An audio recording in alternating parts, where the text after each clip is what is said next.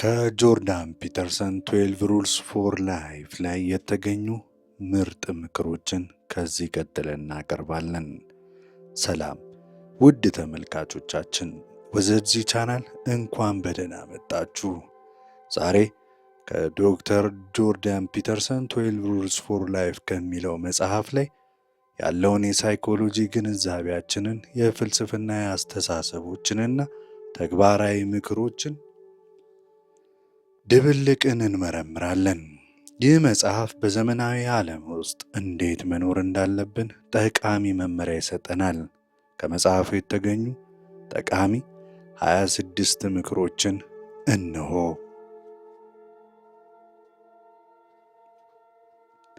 ሕግ 1. ትከሻህን ወደ ኋላ በመመለስ ቀጥ ብለህ ቁም። ኃላፊነትን ውሰድ። በራስ መተማመንህን አሳይ። የሰውነት ቅርጽህንና አስተሳሰብን ማለትም ማይንድ ሴትን በቁጥጥር ስር አድርግ። ኃላፊነትም ውሰድ። ሕግ 2. ራስን ልክ እንደ አንድ ሰው ሌላ ሰውን ለመርዳት ኃላፊነት እንዳለበት አድርገህ ውሰድ። ለራስህ አዘኔታና ርኅራኄን አለማምድ።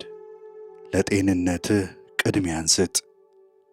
እምቅ ችሎታህን አሳድግ፣ አዳብር። ሕግ 3. ለአንተ መልካም ከሚመኙና ከሚፈልጉ ሰዎች ጋር ጓደኛ ሁን።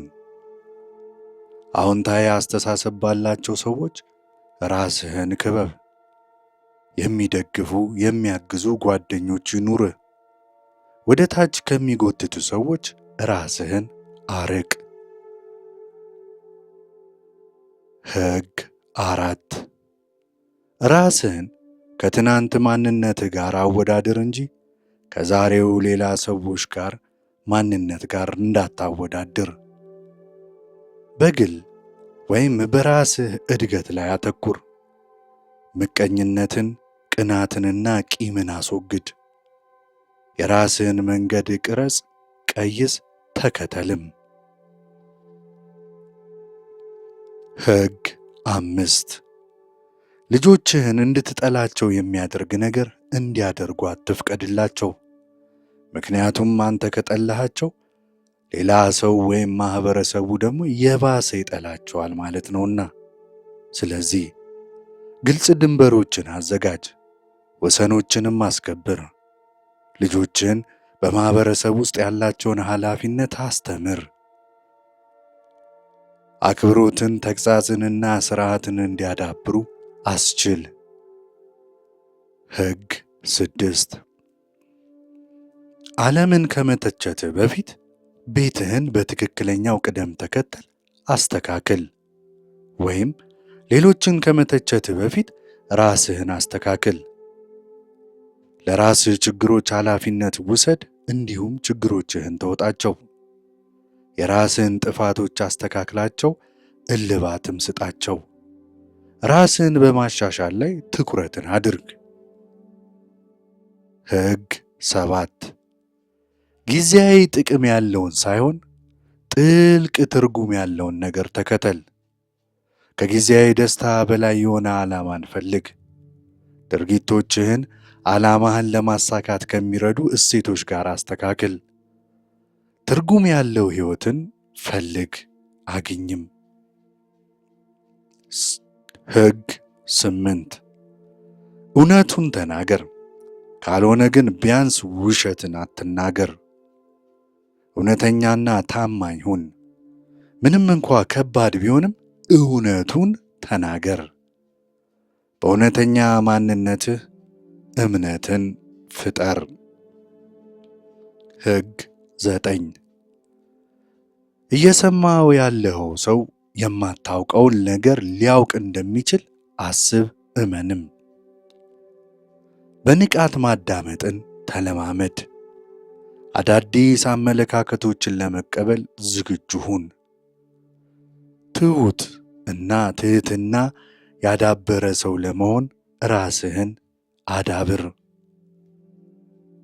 ሕግ 10 በንግግርህ ትክክለኛ ወይም ሐቀኛ ሁን። ግልጽና ውጤታማ የሆኑ ግንኙነቶችን ፍጠር። ሐሳቦችን በትክክለኛ ቃላት ተናገር። ግልጽ ያልሆኑ ወይም አሻሚ ቃላትን አስወግድ። ሕግ 11 ልጆች ስኬትቦርድ ወይም የተለያዩ ጨዋታዎችን ሲጫወቱ አትረብሿቸው። ጤናማ አደጋን ልጆች እንዲወስዱ ፍቀዱ፣ አበረታቱም።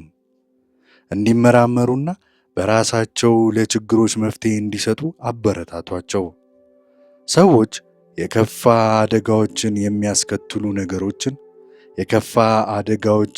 የማያስከትሉ ነገሮችን ኃላፊነት እንዲወስዱ ፍቀዱላቸው።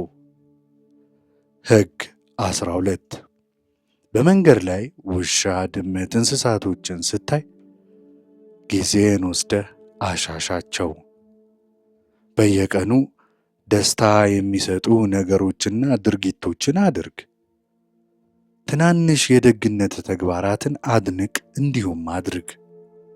በጥቃቅን ነገሮች ውስጥ ያለውን ውብ የሆነ ነገር ፈልግ፣ አግኝ፣ አድንቅም፣ ተደሰትበትም።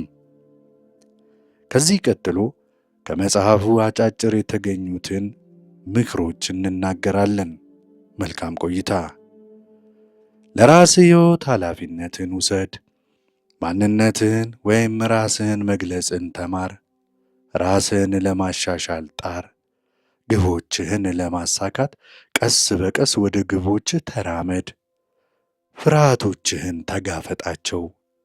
ብስጭትን መታገስን ተማር። ቀላል መንገዶችንና ነገሮችን በፍጹም አትፈልግ። ከአስተሳሰብ አክራሪነት ራቅ፣ አትቸንከር። ክፉ ነገሮችን የመስራት ሙሉ አቅም እንዳለህ እመንና ተቀበል። ከዛም ግራው። የደረጃዎችን ወይም የተዋረድን አስፈላጊነት በግልጽ ተረዳ። ብቃትን ከጥበቃ በላይ ዋጋ ስጠው። የባህልን አስፈላጊነት ተረዳ። መንፈስህን ለማጠናከር ሁሌም ትኩረት ስጥ። ሰውነትህን ጠብቅ፣ ተንከባከበውም። የራስህን ድክመቶች እወቃቸው፣ አስተካክላቸውም። ስለ ድርድር ተማር። ደስታን ለሌላ ጊዜ ማስተላለፍን ተማር። ግጭት አፈታትን በደንብ ተማር። እንዴት መማር እንዳለብህ ደግሞ በደንብ ተማር። አመስጋኝ ሁን። እድገትህን ሁሌም ቢሆን በማያቋርጥ መልኩ ገንባ። ከቂም ነፃ ሁን። ሁሉን ይቅር በማለት ነፃነትህን አውጅ። ለምትናገራቸው ነገሮች ሁሉ ጥንቃቄን አድርግ። ኃላፊነትንም ውሰድ። የሚያስቸግሩን ነገሮች ወይም ፈተናዎች ተጋፈጥ፣ አትሽሻቸው። በየትኛውም ጊዜና ቦታ ብቁ ሆኖ ለመገኘት አበክረ ሥራ። የራስህን ዕድሎች ራስህ ፍጠራቸው። የራስህን ድክመቶች ወይም ገደቦች መቀበልን ተማር። የሚነገሩ ትርክቶች በጣም አስፈላጊ፣ ታሪኮች በተለይ አስፈላጊ መሆናቸውን እወቅ፣ ተጠቀምባቸውም። አክራሪነትን አስወግድ። የግለሰብን ኃላፊነት ዋጋ ስጥ። የሥርዓት አስፈላጊነትን ተረዳ። በሥርዓትና በግርግር መካከል ሚዛን ለማግኘት ጣር።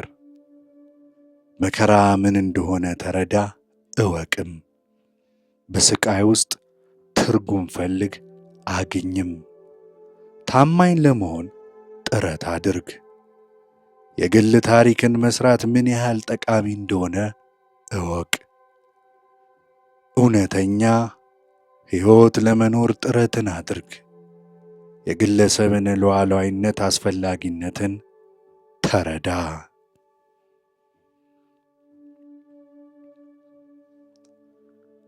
እነኚህ ወደ 50 የሚጠጉ 12 ሩልስ ፎር ላይፍ በሚለው የጆርዳን ፒተርሰን መጽሐፍ ውስጥ ያገኘናቸው ዋናና ቁልፍ የሚሆኑ የምክር ሐሳቦች ናቸው። ቻናላችንን ሰብስክራይብ፣ ላይክ፣ ኮመንት፣ ሼር ያድርጉ። እናመሰግናለን። እንቀጥላለን።